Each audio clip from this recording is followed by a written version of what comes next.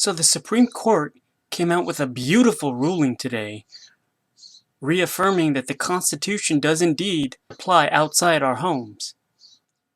I am, of course, talking about the New York Rifle and Pistol Association versus the New York State Police Superintendent. You see, in states where you are required to obtain a license from the state in order to carry a concealed weapon, there are two philosophies that the states fall under. There's what they call may issue, and then there's what they call shall issue. Now, may issue states are states like California and New York that reserve the right to have complete discretion as to which citizens are allowed to carry concealed firearms and which aren't. So essentially, if you're a may issue state, the government can restrict your right to carry a firearm simply because they don't want you to carry one. You see, may issue states require citizens to come up with a justification as to why you need to carry a firearm, whereas shall issue states are the exact opposite. They require the government to provide justification as to why they would not allow you to carry a firearm. And if they can't come up with a reason why you shouldn't be able to carry a firearm, such as you're a felon or you're a prohibited possessor, if they can't come up with a good reason as to why you shouldn't carry a firearm, they'd have to let you. Now, I'm not a lawyer and this isn't legal advice, but my understanding of today's ruling is that there will be no more may issue states. So in places like California and New York, where they would restrict the right based upon the government's sole discretion, they're now going to have to provide a justification as to why you shouldn't carry a firearm, such as you're a felon or a criminal or you're a known criminal or a member of a gang or organized crime or something like that. Now, it's my understanding that this ruling only affects the law-abiding citizens and allows them to carry a firearm outside the home, provided they go through the proper channels.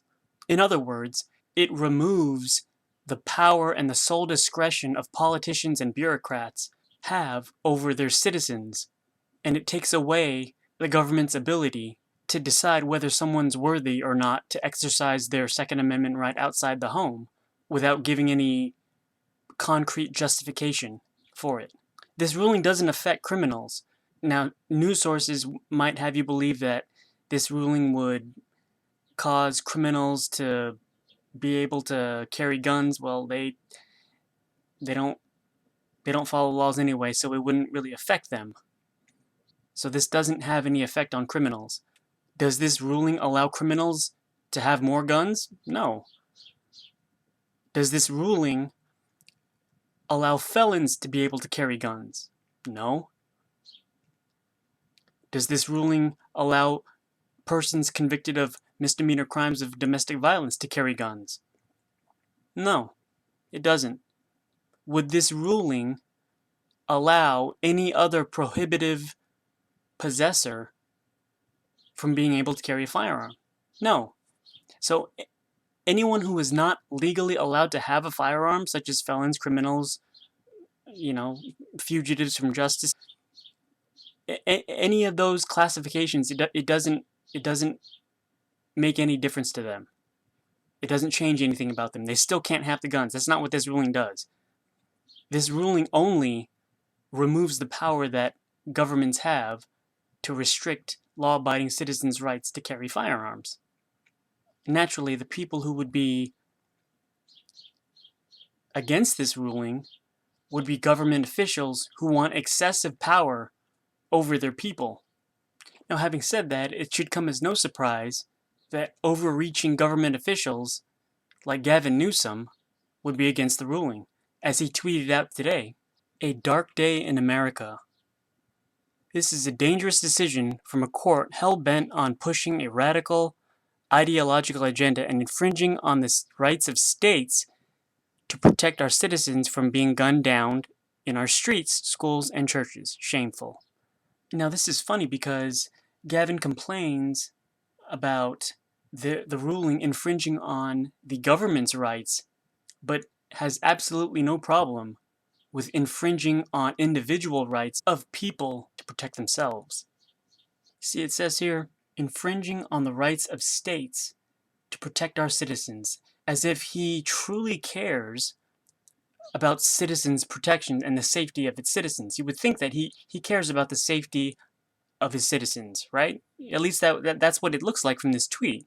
But ladies and gentlemen, that could not be further from the truth, as I will show you right now.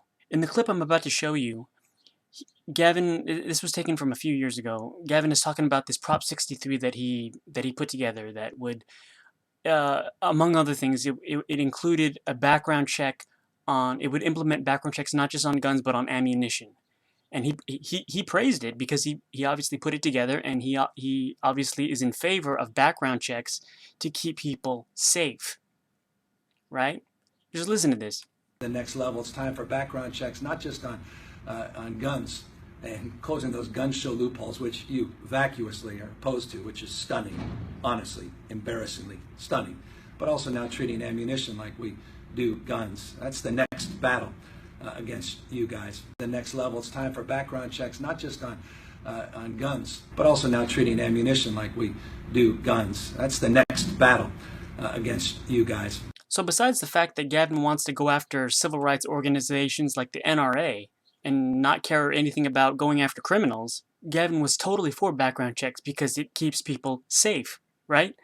So he's not only pushing for background checks on guns, but he wants them on ammunition as well. Because, well, background checks are good. They keep people safe. So he's all for background checks, right? As we got serious about gun safety and criminal justice reform. So we can do both. And so for me, I'm not going to get trapped into that old, it's this way or that way. That said, I'm very concerned about these trends. I'm very concerned about the fact that you had as many people get an FBI background check, 39.7 million people, as there are Californians last year in the US. I'm very concerned about the fact that you had as many people get an FBI background check, 39.7 million people, as there are Californians last year in the US. Did you hear that? Was that the same person? If background checks keep people safe, why is Gavin all of a sudden against them? Well, I'll tell you why he's against them. He's only against background checks if people actually use them to get guns. I mean, background checks keep people safe, right? Now, all of a sudden, he's concerned about so many people getting background checks? So first he says that, it's time to keep people safe by implementing more background checks. And then on the flip side of the coin, he's so concerned when people actually get the background checks.